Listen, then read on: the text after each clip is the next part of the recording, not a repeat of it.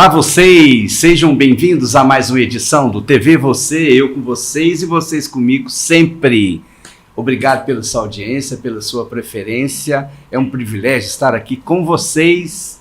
Hoje estamos felizes porque estamos recebendo aqui nos nossos estúdios uma pessoa muito simpática, uma pessoa que tem uma experiência de vida incrível e corajosa, porque ela compartilha essa experiência de vida dela com as mulheres, com as pessoas, que os homens também podem, né, pegar um exemplo legal.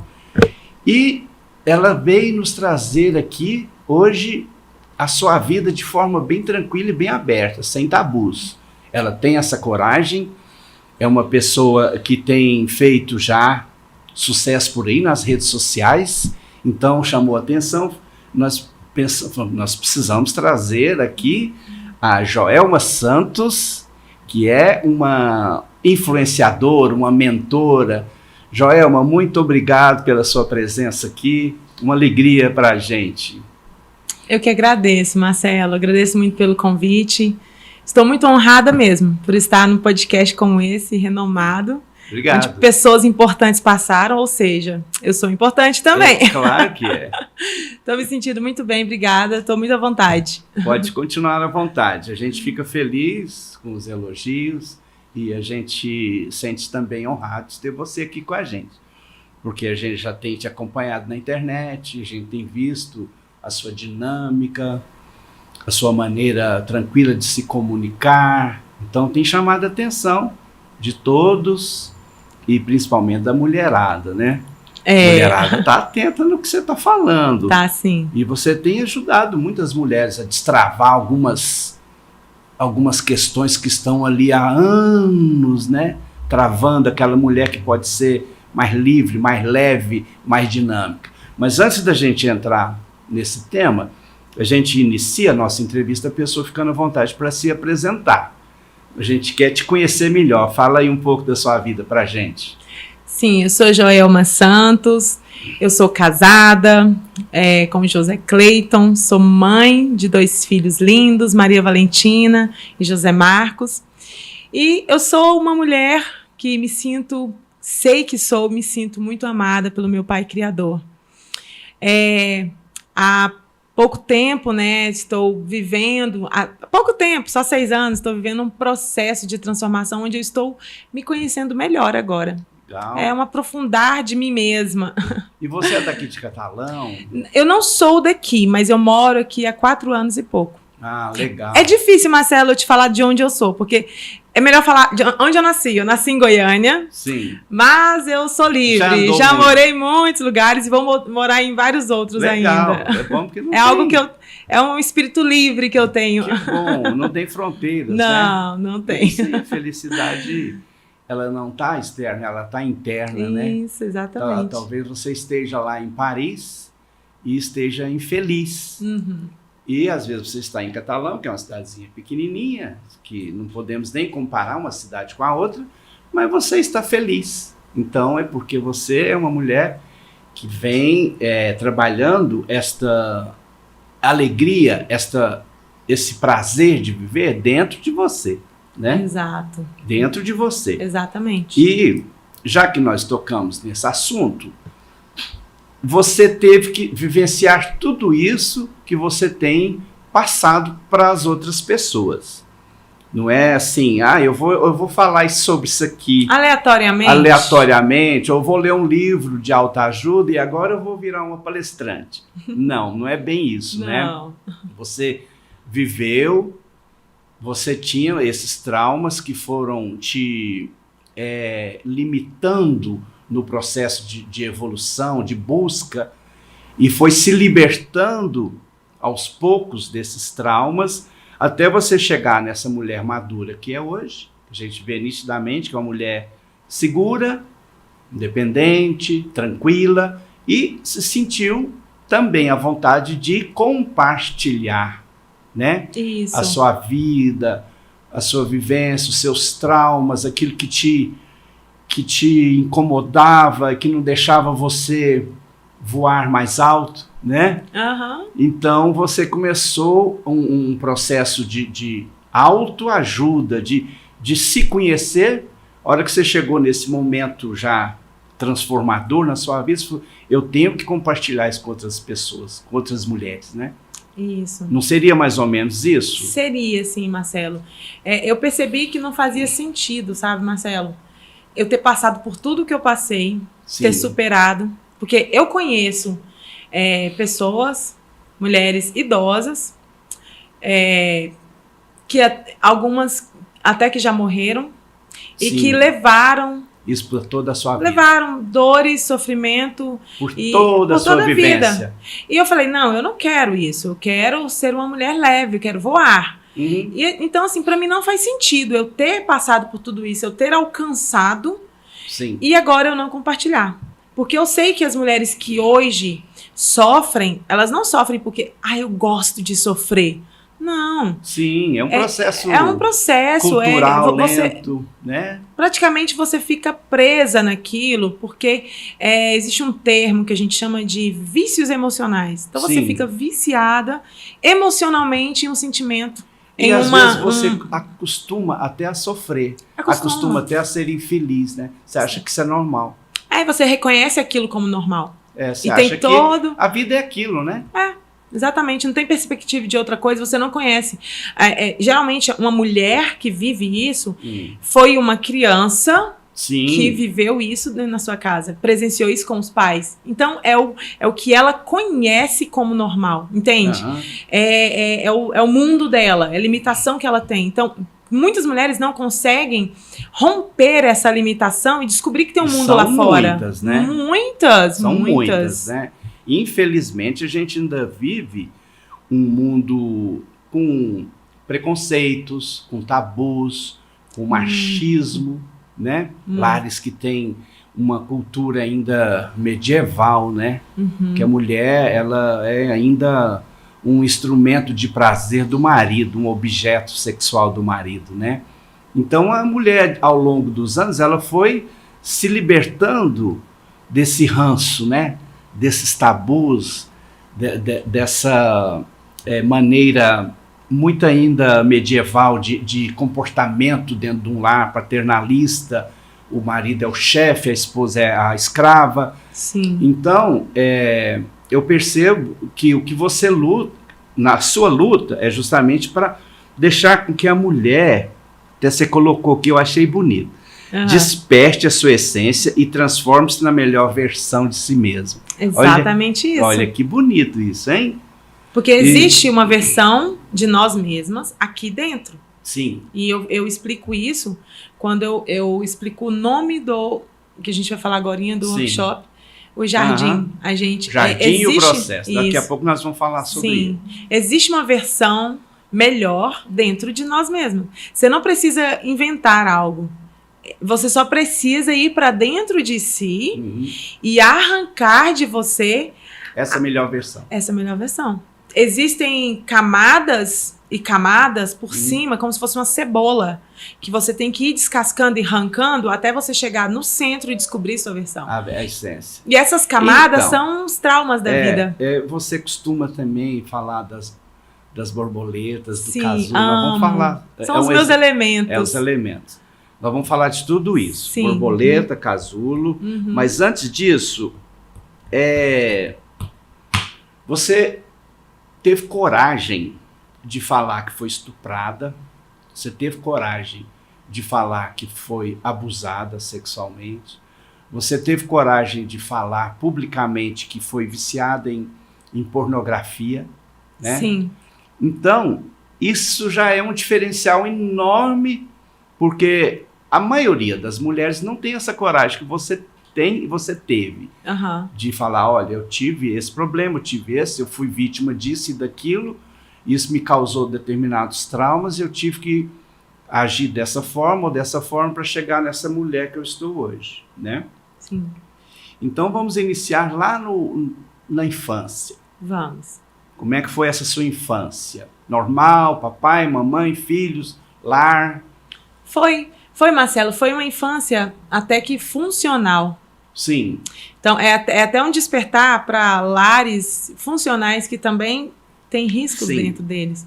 Meu pai, um homem incrível, sempre fui apaixonada pelo meu pai. Eles estão vivos? O meu pai faleceu, eu tinha 11 anos de idade. Ah, sim. Mas a minha mãe, sim, tá viva, Tá mora em viva. Caldas Novas, direto eu vou pra lá. Sim. Tá legal, junto Curti a mamãe, curti uma piscina. Aí é bom, né? Mas... E irmãos? Tenho irmãos. Eu tenho 2 irmãos homens e eu tenho uma irmã mulher. Então nós somos 4. Então era um lar normal. Um lar normal. Tá. Uhum. Eu nasci em um lar evangélico, inclusive, onde meu avô já era pastor, meu pai pastoreou uma igreja, e nós morávamos numa casa pastoral. Sim, né? Legal. Meu pai trabalhava, meu pai era mestrado em teologia. Olha que legal. Então ele dava aula para os pastores. Que legal. Entendeu? E aí ele trabalhava muito, mestre de teologia, cuidando da igreja, porque o meu tio era pastor da igreja, mas o irmão dele, né, no caso do meu pai, mas meu tio estava meio doentinho e ele cuidava para o meu tio. Sim. E então, assim, muitas tarefas, ele estava envolvido em várias missões, vamos dizer assim, né? E minha mãe, muito ajudadora, sempre foi empreendedora. Sempre parceira dele ali. Sempre parceira. Minha mãe sempre fazia comidinha para vender, ela nunca ficava parada. Sim. Sempre ganhando um dinheirinho para ajudar nas despesas da casa. Ela já era empreendedora. Sempre foi. Minha mãe... Eu tenho isso, assim, de querer Aquele fazer as coisas, de querer criar. empreendedora mesmo. Exato. Minha mãe sempre foi muito corajosa. Meu pai era mais pé no chão e minha mãe, vamos fazer. Ele, calma, vamos ver. Não, vamos fazer. Minha mãe sempre foi assim. Mas seu pai conservador, pastor? Meu pai mais conservador. Uhum. Aquela, né, conduta mais... Sim. Né, tradicional. Sim, até porque meu pai foi do exército. E, então, imagina, meu pai tinha 2 metros... Mais de 150 quilos. Imagina, era um baita de um homem. Era lindo, meu pai. Eu era muito apaixonada pelo meu pai, que sabe? Legal, era o seu herói. Era o meu herói, meu príncipe. Foi meu primeiro amor, né? Meu pai. A gente realmente, né, admira o pai. É o nosso super-herói, né? Exato. E você tem uma dificuldade, um constrangimento de relatar pra gente essas experiências terríveis que você teve? Não de abuso e de estupro? Já tive muito, sabe, Marcelo? Mas depois que eu passei por esse processo, eu não tenho. Não dói, né? Quando você vê, tem uma marca aqui de um machucado que eu tive, mas tá curado. Assim, tô fazendo uma analogia. Sim. Tá, entendi. Se tem uma marca de machucado aqui, entendi. Eu passo a mão, eu lembro como foi que eu machuquei, mas eu não sinto mais dor. Exatamente assim que eu me sinto quanto a isso. E qual foi a primeira situação que te abalou emocionalmente? Marcelo, eu não consigo me lembrar exatamente, porque foram coisas muito fortes para mim na época. Sim, minha memória ela se apaga. De 9 anos para trás eu não consigo lembrar de nada. Então ali deve ter acontecido alguma coisa forte que eu ainda vou acessar essas memórias, ainda vou conseguir desbloquear isso. Mas ainda não consigo lembrar. Eu consigo lembrar os primeiros abusos. Eu ainda era muito novinha, eu tinha uns 9 anos de idade, talvez nem 9 direito. E eu lembro assim que eu tava aquela mocinha quando começa a formar o peitinho, sabe? Eu tava naquela fase. E eu lembro já dos abusos ali, sabe? Pessoas que conviviam dentro da minha casa. Parentes, pessoas... Amigos, né? Parentes muito próximos. Mas parentes tocavam no seu corpo? Tocavam. Você ficava constrangido com aquilo e não entendia bem pela sua idade. Eu sabia que era uma coisa ruim. Ruim, né? Eu sentia que era uma coisa ruim, até porque... Não, você não pode falar. Você não pode falar. Então, sim, você não pode falar. Porque alguma coisa tá errada, né? Mas é muito importante os pais se atentarem para o que o pai e a mãe falam, o comportamento do pai e da mãe. A criança ela tem uma leitura que nem sempre é o que o pai está dizendo. Mas a leitura da criança é o que ela consegue entender dentro da capacidade de maturidade dela do mundo dela. Então, assim, eu via muito o comportamento lá em casa e eu compreendia que eu tinha que me calar. Por exemplo, eu vou dar um exemplo assim para conseguir entender o que eu estou dizendo. Eu morava numa casa pastoral, nós éramos pessoas, líderes do povo, vamos dizer assim, Sim. né? Pessoas espirituais. Exemplares, servia de exemplos. E realmente, assim, o meu lar era, assim, um lar exemplar. Eu nunca vi o meu pai brigar com a minha mãe. Sim. Nunca vi uma discussão, sabe? E não tinha vícios, drogas? Não tinha. Meu pai não tinha. Meu pai era realmente um homem íntegro. Legal. Ele era um homem reto. Uhum. Inclusive, eu morava num lugar muito perigoso, muito violento. E os caras, os malandros lá do bairro, faziam umas coisas erradas e corria e falava, seu Joel, meu pai era Joel. Sim. Seu Joel, me ajuda, seu Joel, eu fiz tal coisa, me aconselha. E ele aconselhava. Sim, então, assim, ele tinha esse negócio essa figura paternal mesmo. Tinha. Todos amavam meu pai. Meu pai era querido por todos. Então, e ele era esse homem dentro de casa. Porém, eu, criança, com o meu olhar de criança dentro da minha maturidade, pude ver o que eu consegui ver. Sim. Então, o que eu via? Eu via que nada era meu, tudo era de todo mundo, porque nós éramos pessoas de doar para o povo, para as pessoas necessitadas. Nós tínhamos que sempre dar o nosso. E a sua casa era muito acessada pelas pessoas? Muito. Tinha uma movimentação ali. A gente não tinha... Privacidade. Não tinha. Nossa casa, qualquer hora chegava gente, toda hora tinha gente. Por exemplo, minha mãe sempre foi da culinária, Sim. Maravilhosamente. Legal. E ela, por exemplo, fazia pizza. O povo sentiu o cheiro, os vizinhos.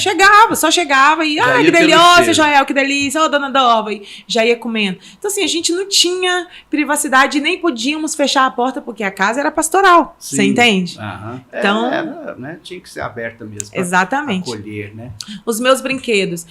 Eu sempre, toda criança que chegava podia brincar, podia pegar, e eu nunca podia dizer não, porque não é. Primeiro que é feio falar não, pode dar o seu brinquedo, sim. Uhum. E segundo que nós morávamos numa casa pastoral. Sim. De novo, trazendo essa ideia de que nós éramos pessoas espirituais, religiosas, precisava doar. Claro. Para os menos favorecidos, vamos dizer assim. E minha mãe, ela era uma pessoa muito bondosa. Sempre foi, ela é ainda. Né? Eu falo, mãe, tem que ser um pouquinho mais como a serpente e menos como a pomba, mãe. Ela é muito como a pomba. E aí eu falo, e ela é muito bondosa, né? Então, assim, a gente aprendeu com a minha mãe, vendo a minha mãe, assim, ela não tinha privação de nada. Tudo ela podia dar, tudo ela dava. Né? Então, se doava, né? ela se doava, sabe? Ela estava sempre trabalhando na igreja, sempre trabalhando para as pessoas. Via alguém precisando de algo, ela tinha só mas ela dava o dela. A maneira que ela se sentia bem, né? De ajudar, sempre fez assim. De acolher, né? Sempre foi assim. E eu ganhava uma boneca, aí vi uma menininha com a carinha de quem não podia ter uma boneca, eu, dava minha boneca que eu acabei de ganhar. E sempre foi assim. A sua infância, então, foi normal? Sempre foi normal, uma infância normal. Chegava da escola, tirava o uniforme, ia brincar. Brincava na rua. Ixi, muito. Tinha as amiguinhas, tinha os amigos. Tinha. Normal. Tá. E a experiência terrível do estupro. Quando se deu? De que forma que foi isso? O estupro, ele aconteceu já depois, na minha adolescência. Você já estava adulta? Primeiro na adolescência. Você tinha o quê? Eu tinha na verdade, 16 anos, já não é adolescente, né? Mas tá saindo da adolescência, né? Desabrochando, né? Ainda na adolescência. Eu sofri o estupro e foi assim. Estupro? De novo, tá vendo? É um vício, estupro. Acabamos de descobrir um vício agora. Eu estudava em uma escola que era uma escola particular. E teve uma festa no final do ano para comemorar o final do ano. Sim. Minha mãe não deixou eu ir na festa. E falei, mãe, eu vou para casa da minha amiga. Posso? Pode. Que é a mentirinha, E eu fui para a festa. E aí, chegando lá, um professor batizou, peguei imagina, eu vim de um lar que bebida não era costume, a gente não usava. Sim. Então, assim, eu fui, acho que pode ter sido a primeira vez que eu fui em alguma festa e que eu menti pra minha mãe. Então, assim, se eu menti... E usou bebida alcoólica? Sim, peguei um copinho, aquele de 200 Sei. ml, coloquei um pouquinho de cerveja ali, só que fui batizada, né? Sim. E colocaram alguma coisa ali que eu fiquei tonta, fiquei fora de mim e eu apaguei. E aí eu tinha relapsos, só tinha relapsos. Eu lembro de eu tonta, eles falando assim, né, Joelma bebeu demais, vamos levar a Joelma lá pra minha casa. Aí o diretor e a diretora me levaram pra casa deles. Para me dar banho, porque se minha mãe descobrisse que eu estava bêbada, ia ser um problema. Só que o professor foi junto e foi tudo combinado. Isso já estava tudo... Já estava tudo combinado, porque vai vendo, imagina. Eu cheguei lá, eu tenho só relapsos de memória. Eu lembro da gente chegando lá e eu achando que estava tudo bem, que eu só iam cuidar de mim. E eu, sem entender, poxa, como que eu fiquei bêbada assim, com menos de um copo? Estranho, né? Mas tudo bem, eu nunca tinha bebido, então, né, qualquer coisa era válida ali. Que era uma terra que eu não conheço. Você já tinha bebido antes? Não tinha bebido. Isso foi uma experiência que eu tive, né? Sair escondido da minha mãe, que minha mãe não deixava. Depois já começou tudo errado. Já começou errado, né? E aí, Aí pronto, apaga a minha memória aí. Eu lembro eu indo, aí só eu e esse professor nessa casa, eu indo pro banheiro, eu tentando fechar, jogando meu corpo contra a porta do banheiro e ele empurrando e ele falando assim, vou te pegar. Lembro disso e apaga. Depois eu lembro eu na sala, em cima de um colchão de ar, e esse professor ali tentando cometer... Em cima de você? Em cima de mim, tentando cometer um estupro e alguns alunos filmando o acontecimento. Filmando? Mas diretor de uma escola? A casa era dele, mas o diretor e a diretora não estavam lá.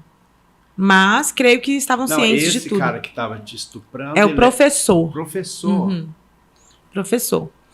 E aí, pronto, apaga a minha memória. Depois, eu me lembro depois que eu já estava, tipo, já me acordando, né? E esse professor me colocou no carro, me levou para casa. E foi o caminho inteiro, de lá até na minha casa, falando, me ameaçando. Que eu não poderia contar. Você foi recobrando seus sentidos? Assim, a droga foi... Sim.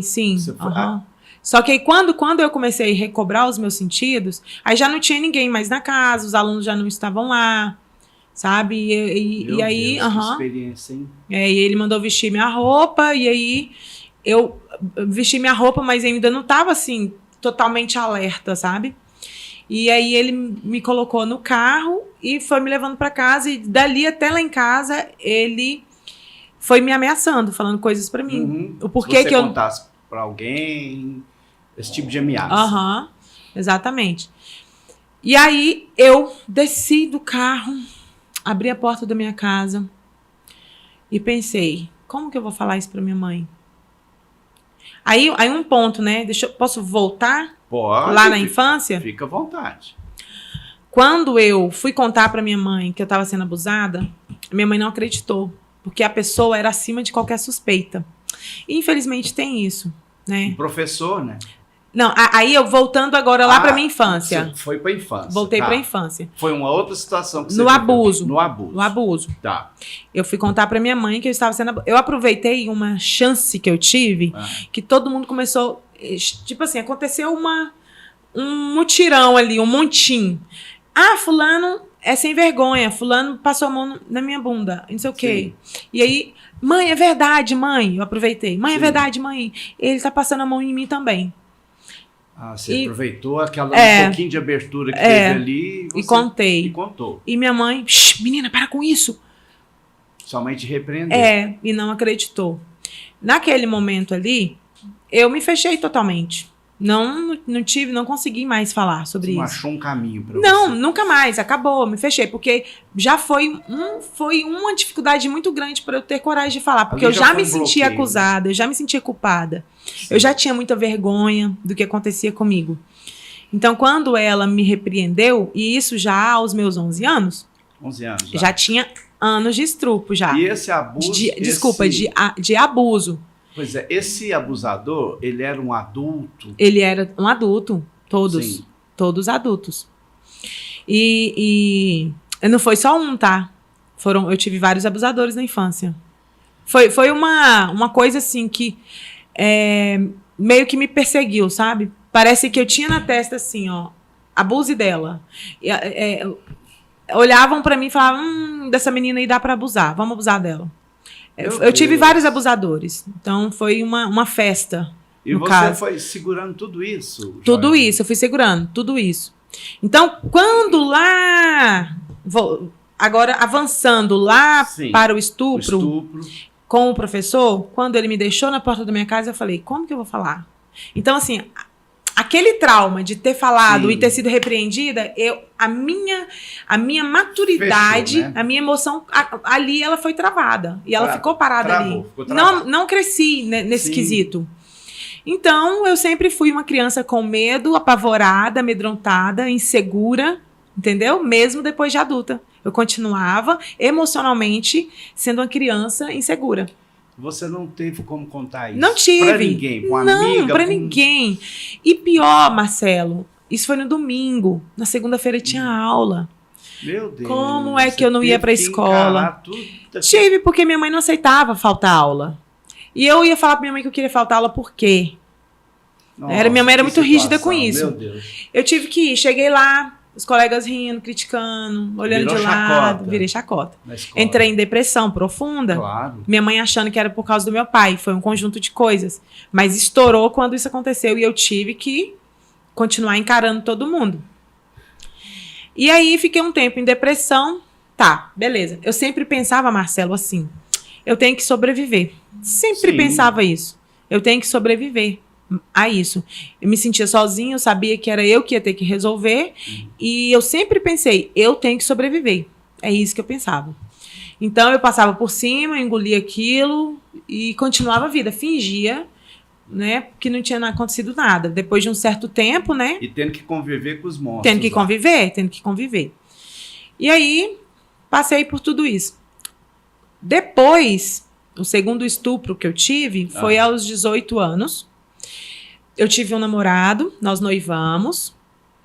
E assim, deixar claro que isso é uma coisa que eu acredito, tá? Nunca foi provado, até porque eu nunca fui na polícia. Não tive coragem. Fez nenhum tipo de procedimento. Impossível, não teria coragem para isso. Então, assim, eu sei que foi ele, eu sei. Mas não posso, né, afirmar por aí. Mas terminei esse noivado. E porque eu falei, tem alguma coisa errada com esse cara, não tá certo. Então, terminei o noivado. A atitude dele não tá...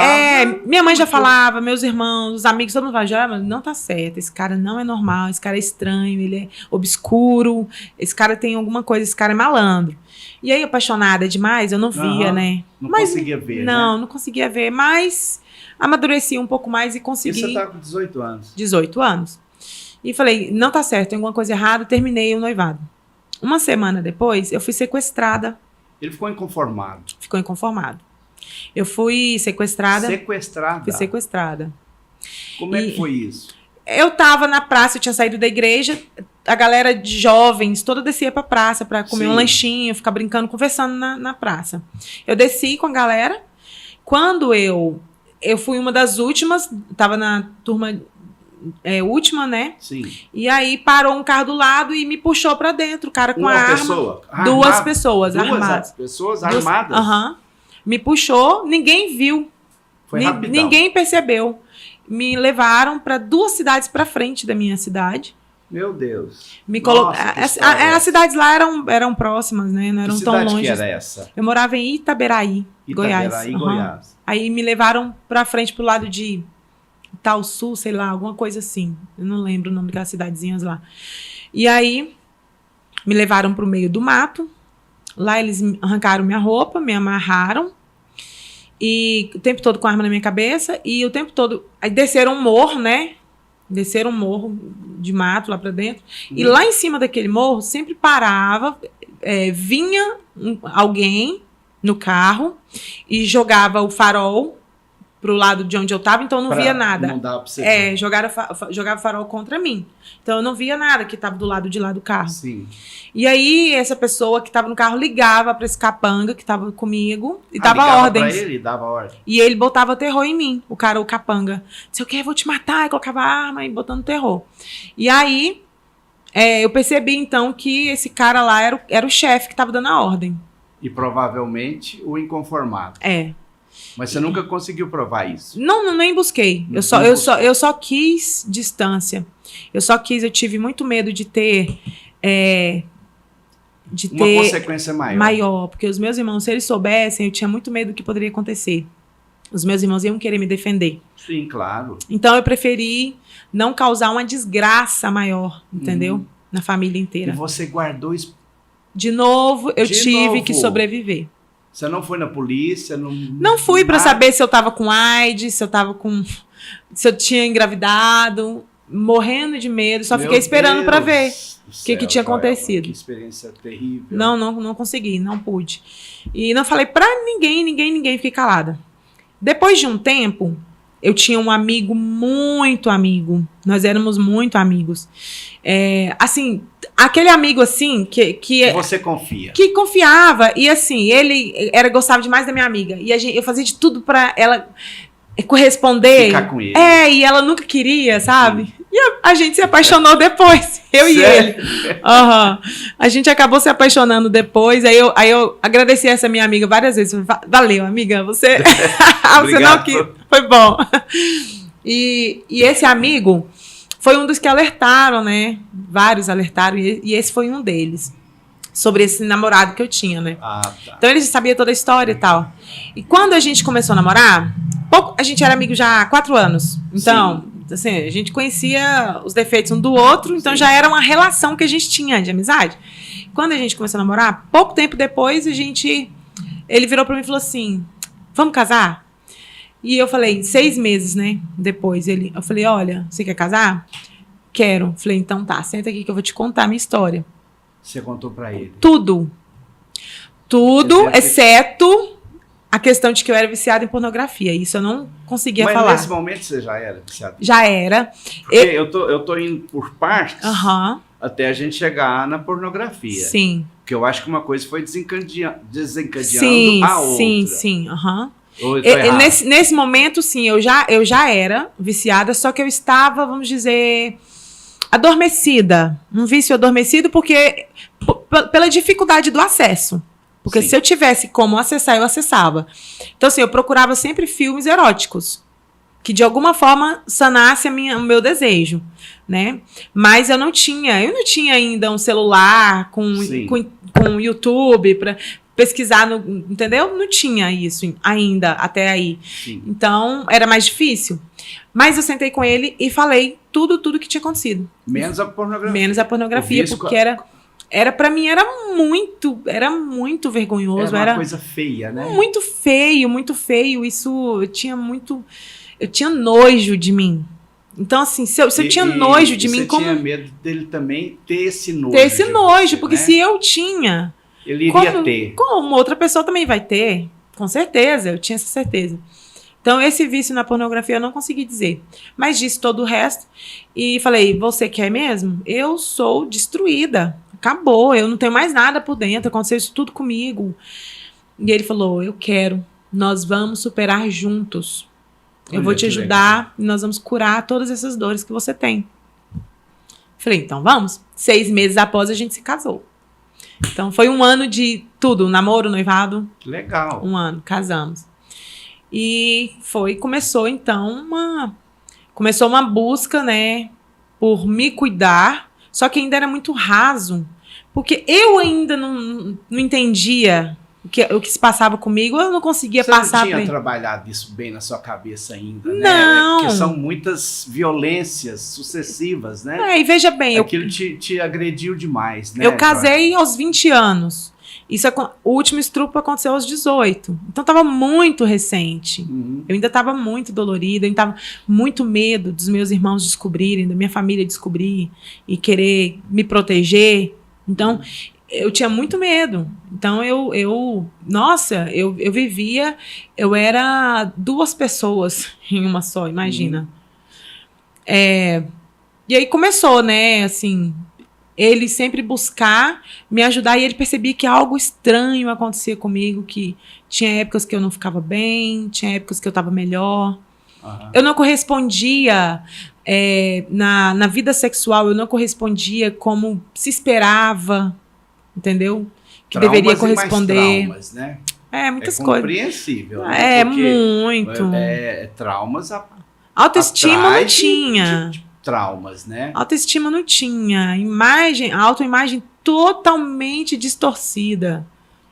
Eu não me amava, não gostava de mim. Sim, você foi se torturando durante todo esse tempo, porque você ainda não tinha maturidade para administrar essa avalanche de coisas ruins que aconteceu com você, né?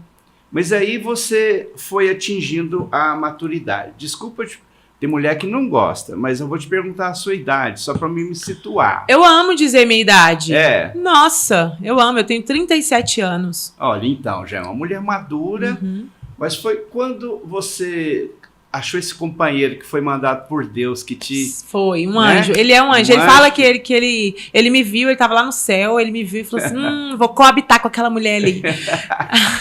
E aí, você foi destravando, Joelma, aos poucos? Demorei, viu, Marcelo? Demorou? Eu ainda vivi um bom tempo ainda machucada, travada e acumulando dores. Porque eu não entendia, Marcelo, eu não compreendia que eu era uma pessoa doente. Eu não sabia. Mas você acha que essas situações que te levou ao vício da pornografia... Marcelo, você viveu? Não, é certeza. Certeza que foi. Sabe por quê, Marcelo? Eu era uma criança. E na minha época de criança era criança. Sim. Hoje em dia, as crianças estão amadurecendo muito rápido. Com certeza. Na minha época... Muita informação, né? Meu pai morreu, eu tinha 11 anos de idade. Eu brincava de boneca. Sim. Eu brincava... Nossa, eu brincava igual criança, não tava nem aí pra se eu tava feia ou bonitinha pros menininhos. Eu só brincava. Então, assim, quando começou isso, foi quebrada a minha inocência. Sim. E foi exposto pra mim a sexualidade. E de forma agressiva. Então, naturalmente, eu já não era mais uma pessoa normal. Porque uma criança, ela não tem que ter acesso a nenhum tipo de sexualidade. Sim, claro. Então, eu já não era normal. Então, já foi despertado, porque o ser humano, ele vem completo. A gente foi feito completinho. A gente tem sensações no corpo da gente. Claro. A criança não é sexualizada, mas ela sente. Claro. Pode ver que o menino, ele fica com o pipiozinho durinho. Sim. É normal, a menina se coça, se mexe. Só que ela não tem sexualidade na mente. Só que pra mim foi introduzida a sexualidade, entende? E aí, de uma forma violenta. Violenta. E uma vez eu vi, de relance assim, eu percebi que tava rolando alguma coisa estranha. E aí eu vi que tinha alguém assistindo um vídeo. Pornô. Então foi quando eu vi aquela coisa explícita. Eu vi escondido. No primeiro momento você assustou. Assustei, ou você mas... achou aquilo interessante? Achei interessante. Achei interessante, com muito medo, muito desespero, mas queria ver. Sim. Entendeu? Só que aquilo veio de encontro com coisas que eu sentia dentro de mim. Era uma avalanche de sensações ali. Né? Então eu reconheci aquilo tudo e aí tá, eu tive esse acesso, só que eu uma criança, como que eu ia na videolocadora... Não tinha como. Mas era VHS? Eu tinha, sei lá, acho que uns 12 anos de idade quando eu acessei a primeira vez um vídeo pornográfico. Olha só. E aí, eu vi esse vídeo pornográfico e eu fiquei com aquilo na cabeça. Então, eu fiquei assim, procurava filmes que me dessem um pouco daquilo que eu tinha visto. Sim. E eu fiquei muito tempo sem conseguir acessar de novo a pornografia explícita. Sim. Mas quando eu consegui acessar, quando eu tive um celular, que você vai lá e faz pesquisinhas aí virou festa. Aí ficou acessível, né? Ficou acessível e eu caí de cabeça, porque eu já era uma pessoa cheia de dores, eu era uma pessoa cheia de complexos, eu tinha desejos que eu não conseguia suprir, porque, veja bem, meu marido todo carinhoso, todo romântico, todo amoroso, não condizia com o que eu conhecia de sexo. Sexo é uma coisa tomada, é uma coisa... agressiva, violenta. Então, aquilo não era bom pra mim. Eu falava pra ele, amor, assim não, né? Me pega com mais força. E ele falava, não, eu não vou fazer isso. E aí eu pedia pra ele me bater, e ele falava, não vou fazer isso. Por que não? Eu gosto, eu quero. Ele, não, sabe por quê? Porque o ser humano não tem limite. Se eu fizer isso com você hoje, você vai ficar feliz. Mas amanhã isso vai ser pouco, você vai querer mais. E você nunca vai parar de querer mais. Então, eu não vou fazer isso. Nós vamos procurar um jeito de te tratar. Aí fomos para uma psicóloga. Aí você foi procurar tratamento. Fui. Mas a psicóloga falou que estava tudo bem. Porque se eu não fazia isso preocupada em satisfazer o outro, se era para minha própria satisfação, estava tudo bem. Tá, voltei para casa e falei, amor, eu sou normal, o psicólogo falou que tá tudo bem.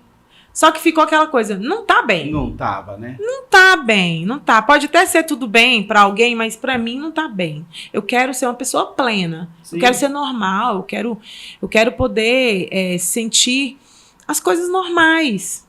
Sim. Né? E era constrangedor para o meu marido eu ficar pedindo coisas que para ele não era legal.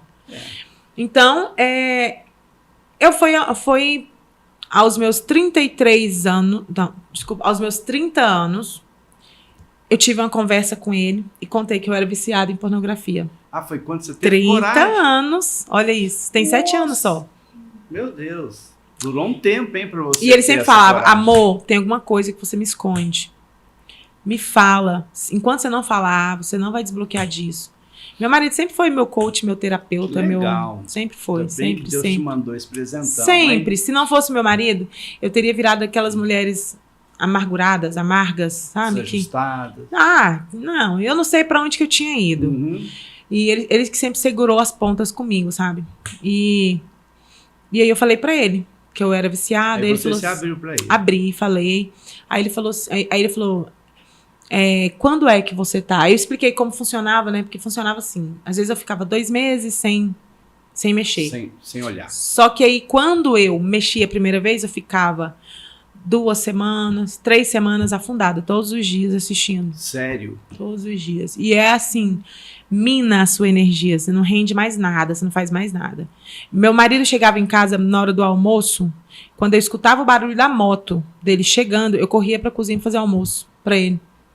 Ele tava terminando o horário de almoço, o almoço ficava pronto, ele almoçava e saía correndo para trabalhar. Por quê? Porque eu não tinha energia para mais nada. Todas as minhas energias tinham sido sugadas. A sua vida sexual com seu marido? A minha vida sexual com meu marido era sempre assim, ó. Eu sentia uma certa obrigação de suprir ele. Mas eu mesma não estava suprida. Sim. Porque eu sempre procurei coisas malucas para fazer. Sempre procurei loucuras para fazer, porque o máximo que eu consegui sair da realidade, para mim, era melhor, entendeu? Sim. O máximo que eu consegui sair da realidade. Fugir, né? Procurar um escape. Só assim que eu tinha algum prazer. Mas, na verdade, era um prazer que hoje, depois de ter sido curada disso, hoje eu conheço o prazer verdadeiro, sexual. Hoje eu entendo que aquilo não tinha nada a ver, aquilo que eu sentia. E era um você escape. Droga ou álcool? Nunca. Não, né? Não, bebida alcoólica já bebi. Sim. Já bebi. Mas droga, nenhum tipo. Porque, às vezes, a pessoa procura uma fuga por aí também, né? Mas ainda bem que não, né? Não, no meu caso foi... O vício era pornografia. Pornografia. E você ficou durante quanto tempo? Na pornografia? Na pornografia. Eu tenho que fazer umas contas, hein? Mas... Porque assim, ó, eu tive meu primeiro celular com internet digital, que você faz e vê, assiste as coisas na tela. Não, porque você falou com 30 anos, então 7 anos. Não, com 30 anos eu contei pra ele. Você contou. Eu já consumia há anos. Você já estava há anos consumindo vídeos pornográficos. Exato. Então assim, talvez eu vivi uns 10 anos consumindo vídeos pornográficos. Muita coisa, imagina, hein? Meu cérebro era destruído. Disfuncional totalmente. Totalmente. Então, assim, Marcelo, são muitas coisas que distorcem na cabeça de uma pessoa viciada em pornografia. Muitas coisas, Marcelo. Ixi, a gente poderia ficar aqui horas falando disso. Muitas coisas. E aí você começou a trabalhar isso, seu marido, seu parceiro, te entendeu, te ajudou, te ajuda. Sim. E você se sentiu já madura para compartilhar isso. Foi, eu comecei... Foi quando você teve a coragem de ir para a internet... contar. Isso, porque assim, é um processo. Até então, não. Eu parei... São temas são tabus, Joelma, que a grande maioria das mulheres escondem. A grande maioria. Mulher que não tem orgasmo. Muito. Mulher que apanha Isso é muito comum. Mulher que apanha em casa do marido e não toma nenhum tipo de providência, não procuram ajuda nem de um... Acha que um tapa no rosto é uma coisa normal, e não é, né?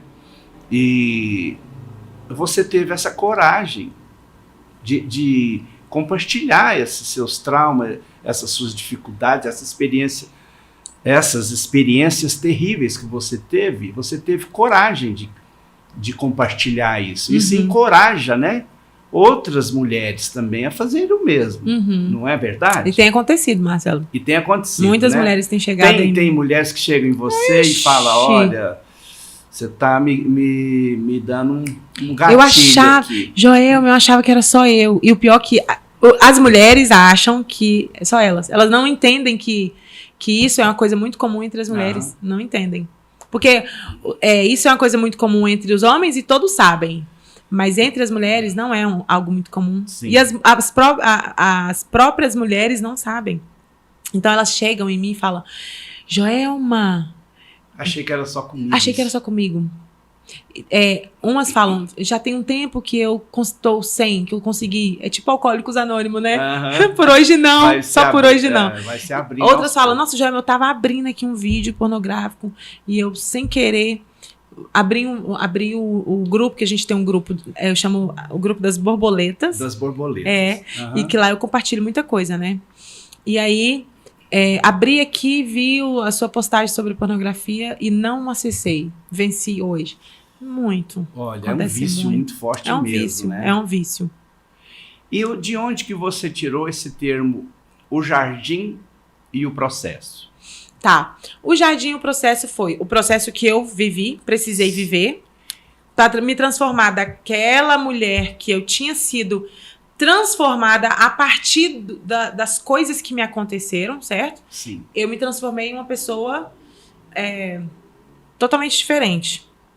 Então que é não tinha lagarta amor. que passou pelo casulo e virou uma borboleta. Exato. Eu falo você sempre... Você se considera o quê? Uma borboleta? Hoje eu sou uma borboleta, em alguns aspectos. Em outros eu ainda estou no casulo. Em outros eu ainda sou uma lagarta. Que vou descobrir que sou uma lagarta. Ah, é? Porque a vida da gente é assim, Marcelo, é cheia de processos. Você nunca vai estar pronto em tudo. A gente nunca vai estar pronto em tudo. Sim, sempre vai ter certeza. questões que a gente tem que ajustar. Sempre trabalhando alguma coisa dentro da cabeça, né? E é como que eu te falei, a cebola, são camadas. Vai tirando. Eu descobri essa primeira camada, arranquei. Aí descobri que por baixo tinha outra, arranquei. Então, assim, eu vou descobrindo coisas a aprimorar dentro de mim. Enquanto eu não descubro, aquilo ainda é uma lagarta em mim. Eu sempre digo para as meninas assim, ninguém nasceu uma borboleta. Nós somos um ovinho, uma criancinha livre, e a partir das coisas que essa criança vai vivenciando, ela vai se transformando numa lagarta. Sim. E ela vai carregando, arrastando coisas, experiências ruins, experiências boas. E o que eu acho legal que você fala muito também é que quando a lagarta está no casulo, ela não recebe nenhum favorecimento externo, né? Não. Tudo tem que acontecer dentro da gente. Dentro dela mesmo, né? A transformação está dentro dela. Tá dentro ela vai dela. Trabalhando ali, se remexendo. E vai progredindo, vai evoluindo até que o casulo rompe. Ela mesmo tem que romper. E é muito dolorido, tem sabia? Que romper aquele casulo que deve ser dolorido. É muito dolorido para a lagarta. Tem que fazer uma força, né? Muito. Para romper, pra romper.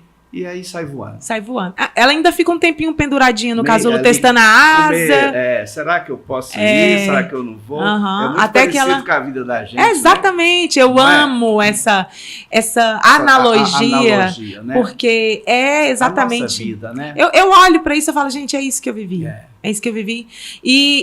Mas você viveu de uma forma muito intensa. Muito intensa. Muito dolorida, né? Muito Nem intensa. Todas as mulheres passou por esse processo que você passou. Tem infâncias bonitinhas, um lar harmonizado, a criança foi totalmente protegida em todos os aspectos. Você teve vivências muito fortes e sofridas, né? Muito fortes, muito sofridas e muitas vezes. Muitas sucessivas, né? E o jardim, ele significa o quê? Eu, como eu já disse, nasci num lar evangélico. Então, assim, sempre ouvimos falar de Deus, sempre frequentei a igreja, sempre, inclusive tive cargos em igreja, trabalhei em igreja, sempre. Legal. Desde criancinha eu frequento a igreja. Porém, Deus, para mim, era alguém que eu ouvia falar, que os meus pais me ensinaram, todos à minha volta me ensinaram, mas não era alguém que eu conhecia de fato. Eu não tinha tido experiência. Era inatingível. Era inatingível para mim. Sim. Por quê? Porque a visão que eu tinha de Deus era a visão que eu tinha do meu pai. E aí, só fazendo um adendo aqui, Marcelo, o nosso pai biológico ou pai de criação, Sim. ele nos apresenta a figura de Deus. Sim. A figura de Deus que você tem na sua mente é o seu pai. É o pai. Ele representa Deus. Então, meu pai era aquele homem que eu te falei, príncipe encantado. Uhum. Porém, o meu pai estava sempre muito ocupado. Ausente. Falei pra você que ele era muito ocupado. Então, ele foi um pai presente e ausente. Sim. Eu queria brincar, não tinha como. Queria passear, meu pai nunca podia. Eu não lembro do meu pai sentar no chão pra brincar comigo. Não lembro do meu pai falar sobre a vida comigo. Tinha muitas atribuições, responsabilidades. Muitas. O meu pai era apaixonado em ler. Ele tinha um escritório muito grande, cheio de livros. E meu pai, quando ele saía, quando ele largava os livros e saía fazer outra coisa, eu corria pra mexer nos livros, pra estar perto do meu pai. Né? Porque o livro passava tanto tempo com meu pai, eu queria ficar um pouco com o livro também, né? pra ter uma proximidade do meu pai. Maneira de você aproximar dele. Isso. E quando meu pai voltava, ele olhava para os livros e via que alguém tinha mexido. E ele ficava bravo. Aí, mexeu nos meus livros. a criança, quem mexeu nos meus livros, era o que ele falava. A criança vê tudo muito grande. Sim. E meu pai já era grande. Quase Imagina, de homem. Pra mim, meu pai era um gigante. Eu sentia, quando ele colocava na cacunda, eu sentia que eu ia tocar o céu. Então, meu pai, pra mim, era estrondoso. A visão que eu tinha, eu como criança, pra mim, ele gritava: quem mexeu nos meus livros? Uau! E eu ficava apavorada, morrendo de medo dele descobrir que era eu. Porque, meu Deus, o que ele vai fazer comigo? Apavorada. Por quê? Porque eu era uma criança desprotegida. Eu tinha medos e pavores. Sim. Então, eu pensava, o meu pai, que não estava aqui... Mas seu pai já te bateu? Não, meu pai não batia porque ele tinha medo de machucar. É minha mãe que nos corrigia. Com Puxa, varinha. Uma varinha de Varinha, vez em quando. corrigia. Uhum. Não tinha agressão, era correção mesmo. Sim. E aí, eu pensava assim, poxa, o meu pai não estava aqui, mas ele descobriu que alguém tinha mexido no livro dele. E tem várias pessoas mexendo em mim, e o meu pai não consegue descobrir isso. Olha só que... Sabe o que eu pensava? Meu pai não me ama. Ele ama os livros, mas ele não me ama. Sabe o que aconteceu comigo, Marcelo? Eu cresci odiando ler, odiando estudar, eu odiava livro. Odiava livro. Eu queria... Era como se fosse um concorrente, né? Foi. Só que isso inconsciente, tá? Hoje eu tô te falando porque depois de eu ter estudado, ter entendido isso. Eu não sabia, eu só odiava livro. E eu me cobrava muito. Ler a Bíblia, então? Nossa! Era um terror aquilo. E aí, por exemplo, eu recusei um cargo de gerência no O Boticário, coisa que eu lutei tanto pra ter. Cheguei na gerência do O Boticário. Joelma, leia o livro Pai Rico, Pai Pobre. Ai, meu Deus. Aí, toma minha carta de demissão. Você já... Pedi demissão na hora. Olha só. Então, assim, um salário excelente pra mim, que nunca, não tinha nem perspectiva, porque eu não... Lembra que autoimagem totalmente destruída? Eu não tinha perspectiva que eu ia ganhar aquele valor. E aí, pedi demissão, porque tinha que ler o livro. Aí, depois, no meu processo, eu descobri o porquê que eu odiava ler. Ele era um concorrente seu. Ele era um concorrente. Pai, ao invés de estar brincando com você, ele descobria que ele tinha... Então, são várias questões, e eu nem lembro mais por que eu vim parar nessa ponta do livro. Provavelmente eu queria linkar alguma coisa para fechar algum raciocínio. Tá fluindo. Se eu lembrar, eu te conto. Tá fluindo. O bom é isso. O papo vai fluindo e as coisas vão... É porque tem muitas coisas na sua cabeça, né? Mas vamos tomar um café para dar uma aliviada? Um cafezinho vai ser excelente. Eu agradeço. Nós já estamos com 54 minutos de prosa boa. Gente, nem percebe, né?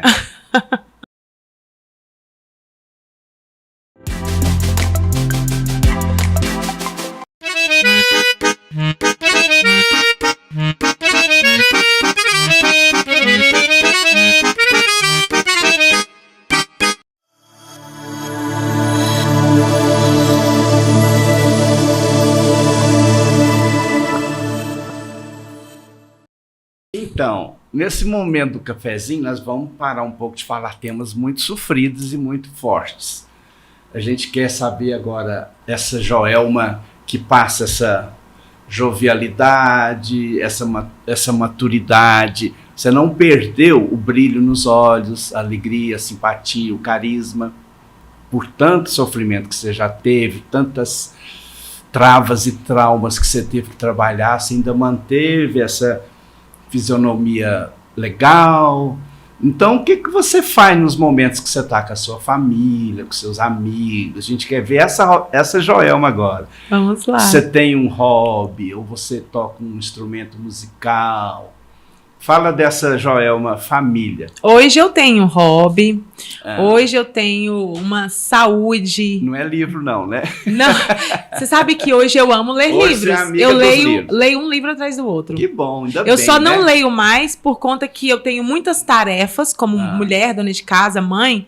Então não leio mais por conta disso. Mas eu Legal. leio assiduamente, todos os dias. Que bom que você E gosto. fez amizade com os Foi, reconciliei. E instrumento musical? Instrumento musical não, mas eu amo cantar. Você canta? Eu canto, mas assim, é no chuveiro. Na próxima vez que você vier aqui, você vai cantar. Vou pra cantar. Tá bom? Aham, com certeza. Mas você não toca nada, não? Não toco, mas uma das curas interiores que eu também fiz foi sobre o treino. Hoje o meu hobby é treinar. Amo treinar. Sim. Todos os dias. E para mim, assim, trabalha muito a minha autoestima, minha autoimagem, Sim. né? E foi uma coisa que também era um trauma e que você trabalhou e... Aham. Cheia de borboletas em mim. Eu sou cheia de borboletas. Boa. Fica bem colorido. É. Né? E você gosta de receber os amigos em casa? Então, eu gosto mais de ir para um lugar legal, encontrar com os amigos. Hoje, Marcelo, eu sou assim, ó, minha casa é o meu lugar muito íntimo, muito protegido. Sim, isso é importante. Entende? Eu fiquei um pouco assim, eu cuido mais disso Isso é legal. por conta ao contrário do que eu vivi. Isso é bom. Então, não proíbo ninguém de ir, não. Recebo um ou outro, mas prefiro ir ao encontro, um lugar gostoso, um lugar legal, encontrar. Natureza, eu amo sorrir, amo brincar, amo me divertir. Eu sou leve nesse ponto. Que bom que você amo. superou. Eu e meu marido, a gente é muito assim. Que bom. A gente ama se divertir. Isso é importante, porque a gente precisa ver o lado bom da vida, né? A gente tem motivo de sobra para ser feliz. Por mais que você tenha sofrido todo esse processo, foi uma maneira que Deus encontrou de te transformar nessa borboleta que você é hoje. Isso. Né? Você viveu seus casulos, você viveu se arrastando como uma lagartinha, Foi. mas hoje você está aí voando. Isso. Bonito, né? E hoje, Marcelo, eu sou uma esposa, dona de casa, mãe, Legal. muito orgulhosa, Que sabe? bom. Eu amo cuidar dos meus filhos. Eu amo. Lá em casa, Qual que é a idade deles? eu tenho a Maria Valentina de 3 anos, que é a mais 3? novinha. 3 anos. Nossa, novinha. Mais novinha. E tem o José Marcos, de 10 anos. Olha, que legal. Esses são os meus filhos biológicos. Mas eu Uhum. tenho uma sobrinha que eu cuido dela. Ela mora comigo. Ela mora com você? Ela tem 14 anos. Que legal. Então, eu considero assim, que eu cuido dela como uma São filha. um presente de Deus, né? Aham. E aí, eu amo fazer o café da manhã. Eu não gosto de comprar, Olha aí, de ir que na amor à padaria. vida, né? Nos Amo pequenos- fazer, se é bolo, se é o quê. Eu quero fazer, porque essa é a minha linguagem de amor. Atos de serviço. Isso é legal. Amo pôr a mesa, sentar com os meus filhos, com meu marido. Eu sou esse tipo de mulher hoje. Que legal. É. Eu cozinho às vezes e eu faço algumas comidinhas legais, gosto de colocar a mesa bonitinha, que eu acho que isso é um ato de amor, né? Sim, De amor. demonstração de amor. A gente faz isso porque a gente ama, né? Verdade. Isso é muito quentinho, né?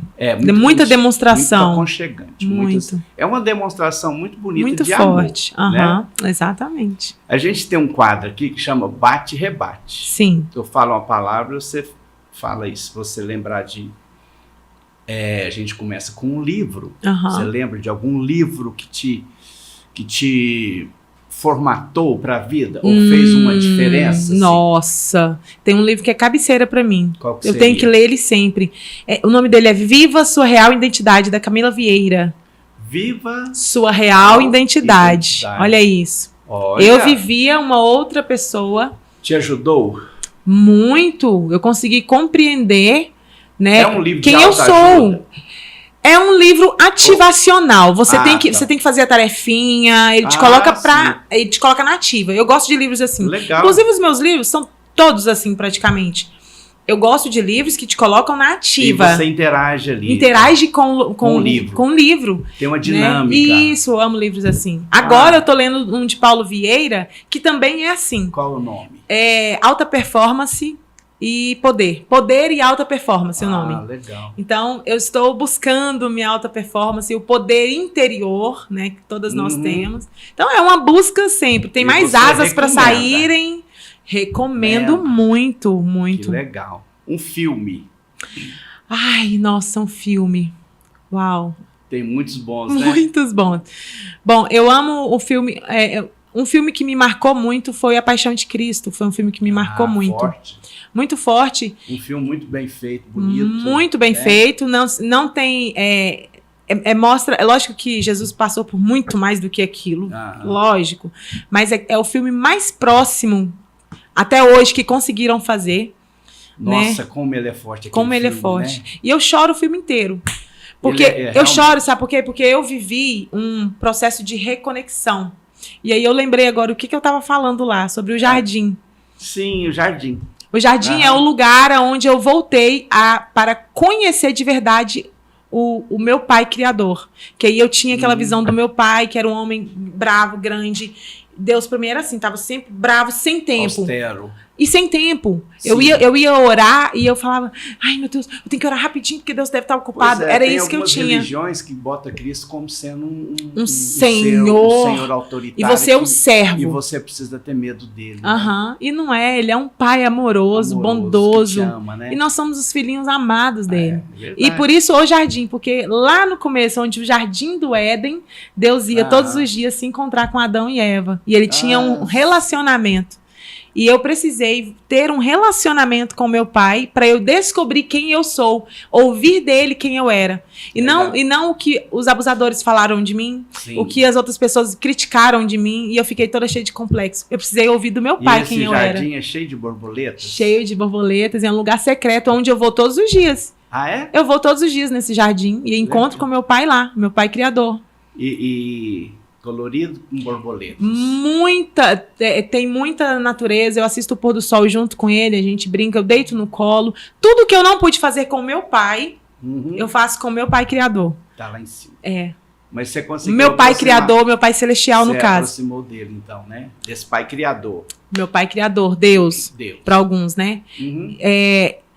Eu me aproximei, né? Aí eu desenvolvi um relacionamento e agora eu não vejo mais ele daquele jeito grandão, gigante, de costas, bravo. Não, agora ele é o meu paizinho. Que legal. Todos os dias a gente esse se encontra. Esse que eu penso de Deus também.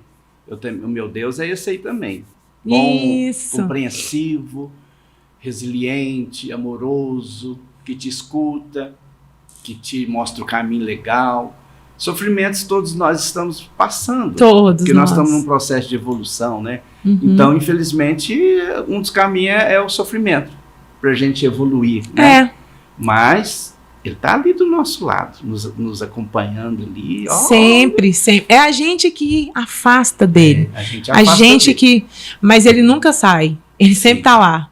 E era para ser só um ping-pong, nós estamos aqui. Tá vendo só? Meu Deus, tá difícil. Eu acho que eu sou a convidada mais indisciplinada. Não, mas tá legal. Tá bom. Tá muito bom. Vamos continuar. Uma comida. Ai, meu Deus. Eu amo massa. Pão. Né? Você tem algum sanguinho italiano aí? Não, né? Sua descendência aí? Não. Né? Marcelo, eu não sei, hein? Mas eu devo ter. Você gosta de uma massa? Eu gosto. E isso é uma tentação pra mim, né? Eu procuro evitar, mas eu amo. Tudo que é de massa. Né? Amo. Nossa, mas é bom mesmo. Tudo, gente. Muito pão. Bom. Eu amo. É gostoso mesmo. Um pão quentinho de manhã com manteiga. Mas de preferência, comidinha que é feita assim, com muito amor. Não uma coisa que A gente compra coisas que são feitas com amor. Eu quero dizer assim. As comidas mais saudáveis são aquelas que Deus é que fez, né? Exato. Não é? Uma fruta, uma verdura. Essas são as mais O saudáveis. homem vem, coloca ali um açúcar, põe um fermento, bota uma Colocou um pinguinho de veneno. põe ali, a coisa já muda, né? E eu tenho buscado, sabe, Marcelo? Alimentação saudável. Isso, eu busco isso. O equilíbrio, né? Hoje eu não como tanto o que eu quero, mas eu gosto muito de comida saudável. Eu gosto muito de comida que Deus fez. Então, gosto muito fruta, hoje. né? Nossa, demais. Então vamos continuar no ping-pong. Ping-pong. Tem assim um ídolo, uma pessoa que você fala, nossa, esse aí eu tiro o chapéu para ele. Marcelo. Pode ser encarnado ou desencarnado? Pode ser? Pode. Tá, em primeiro lugar, eu tiro o chapéu para o meu pai. Que né? já tá lá. Ele errou muito. Sim. E eu vejo que hoje eu erro muito também. Como mas mãe? Eu erro muito como pessoa, como mãe, pessoa, mas sempre erro tentando acertar. Isso é que é importante. E hoje eu entendo que todos os erros do meu pai nunca foram porque ele quis o meu mal. Ele fez tentando acertar. Esse seria, assim... Ídolo é uma palavra muito forte para mim, mas eu tenho um extremo carinho, um extremo respeito pelo meu pai. E o segundo homem que supera o meu pai, Marcelo, é o meu marido. Olha, o meu pai não chega no pé do meu marido. Que legal. O meu marido, e inclusive, devo mais isso ao meu pai. Porque pelo fato do meu pai ter sido aquele homem exemplar, eu não aceitei menos do que um homem como meu marido. Não aceitei menos. Porque é isso, a nossa infância, ela serve para nos modelar. E é o que você vai buscar quando adulto. E o meu pai, por todos os erros que ele teve. Por isso que é importante a gente nunca desistir quando a gente erra. Não. Porque quando a intenção é boa, por mais que você erre, pelo contrário, você coloca legados. E esse foi um dos legados que meu pai colocou. Eu não me contentei com menos do que um homem que fosse mais do que meu pai foi para minha mãe. Então, meu ídolo hoje maior é o meu marido. Meu marido é um homem excepcional. Foi um presente que Deus te deu, né? Foi um presente que Deus me deu e é maravilhoso os dias com ele, sabe? A gente vai viver 122 anos que juntos. Legal. E vai ser pouco. Deus te ouça.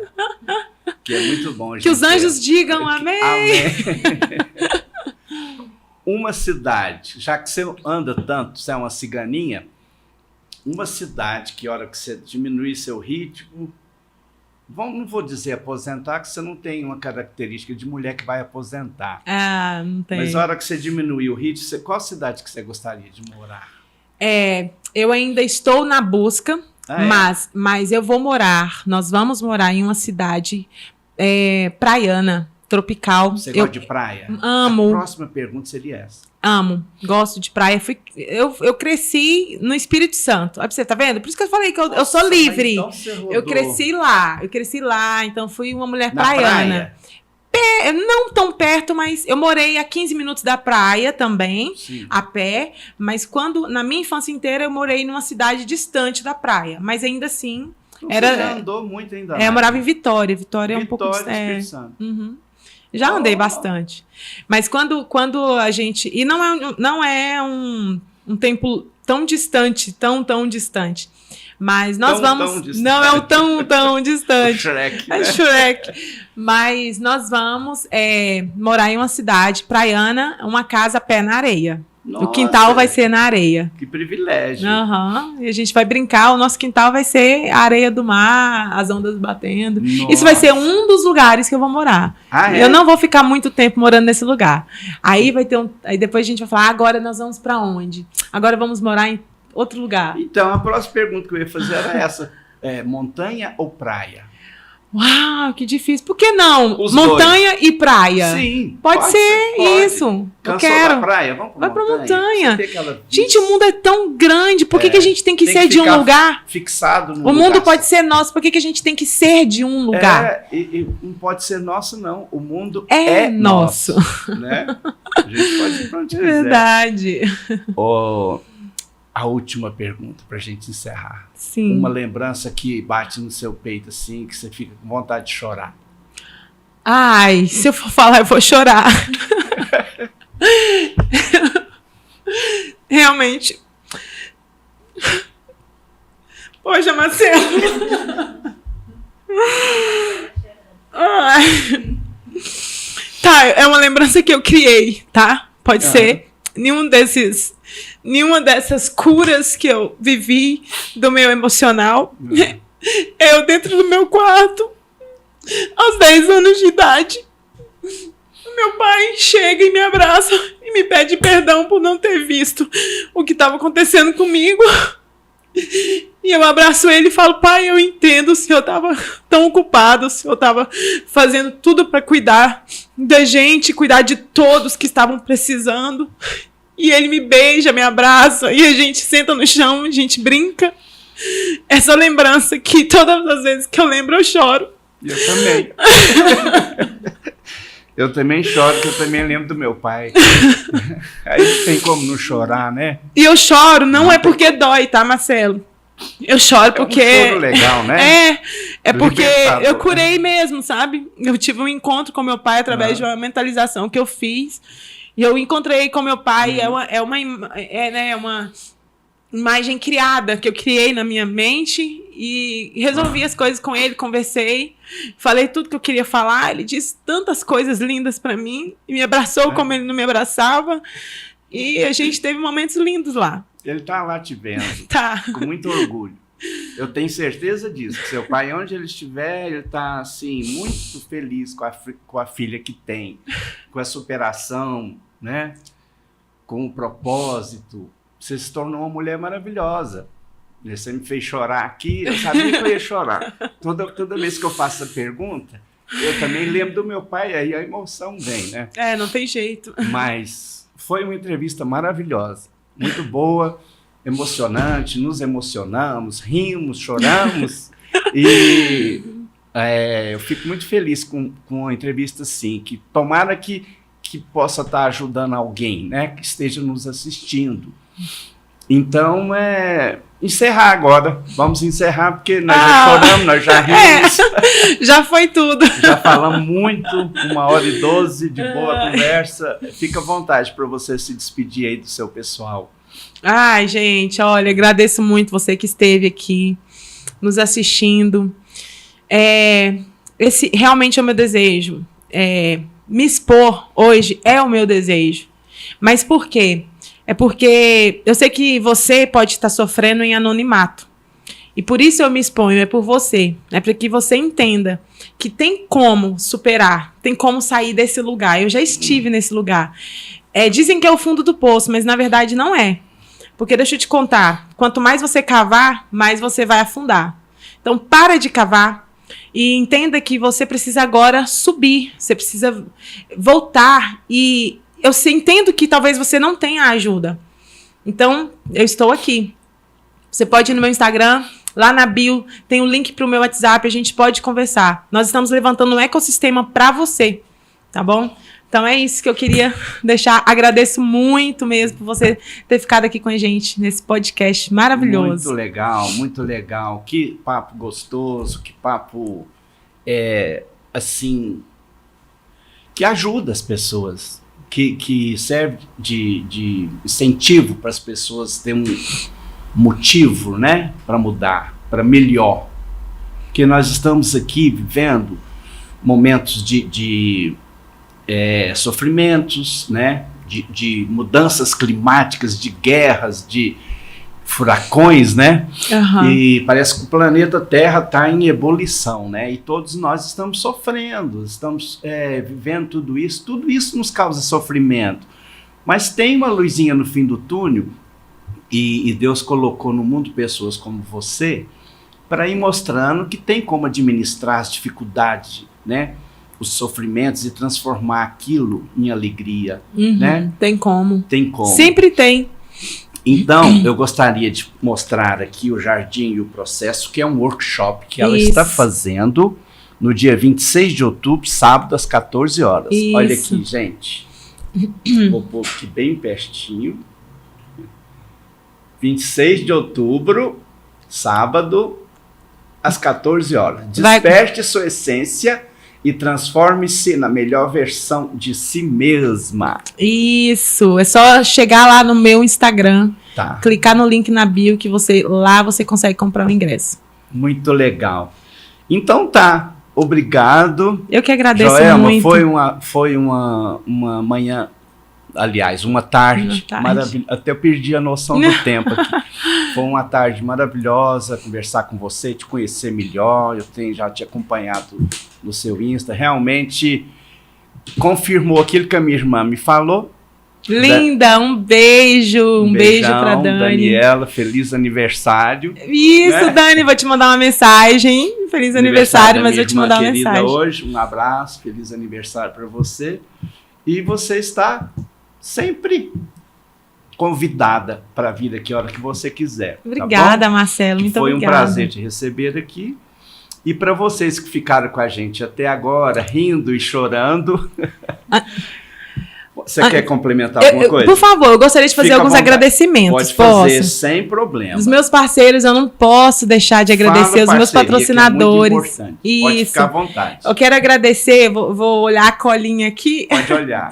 Eu quero agradecer a Gigi Cosméticos. Acabou de abrir uma loja de cosméticos ali ao lado do Speed Jack. Muito bom. Na Raulina. Agradecer muito a Gigi Cosméticos. A Belo Corp. A Elizabeth, uma mulher linda, cuida das mulheres, uma mulher que quer fazer qualquer procedimento estético. Lá na Belo Corp você consegue fazer um planejamento para isso. A Épica Academia, que é onde eu treino todos os dias, lá na época do João, agradecer também. O Bill Braz, que é o meu produtor, que está fazendo tudo isso acontecer. Toda essa imagem linda que vocês estão vendo aqui, essa beleza toda, o Bill Braz está ajeitando essas coisas, está cuidando dos meus vídeos no meu Instagram. Depois dá uma olhadinha lá e pode chamar o Bill Braz. E o Haroldo Maia, que é fotógrafo, ele fotografa só mulheres. Legal. Ele é especialista em fotografia feminina, incrível ele. E a Remaf Transportes, que também está nos patrocinando. A doutora Rejane, ela é uma dentista maravilhosa. Você nunca sabe se ela vai cuidar dos seus dentes ou do seu espírito, porque ô pessoa linda de conversar. Junta duas coisas ali num tratamento. Quero agradecer muito todos esses. E a você, Marcelo, viu, por essa abertura aqui, por esse convite. Agradeço muito, muita gratidão mesmo. E assim, você falou que eu estou convidada? Pode vir. Eu estou disponível, pode me chamar sempre que quiser. Estarei aqui. Vai ser convidada. Vai ser um prazer. Muito obrigado, Joel, mais uma vez. Queria agradecer a minha videomaker, Gabi Tavares, que está aqui. Linda ela. Minha parceirinha de sempre. O convidado também, Bill, o que você falou? Bill Braz. O Instagram dele é Bill, com 2 L's. .Braz, com Z. Está aqui com a gente também. Obrigado, Bill, pela sua presença aqui. E para vocês que ficaram com a gente até agora, um abraço, obrigado. Até uma próxima edição, se Deus quiser e Ele há de querer. Com certeza. Tchau. Tchau.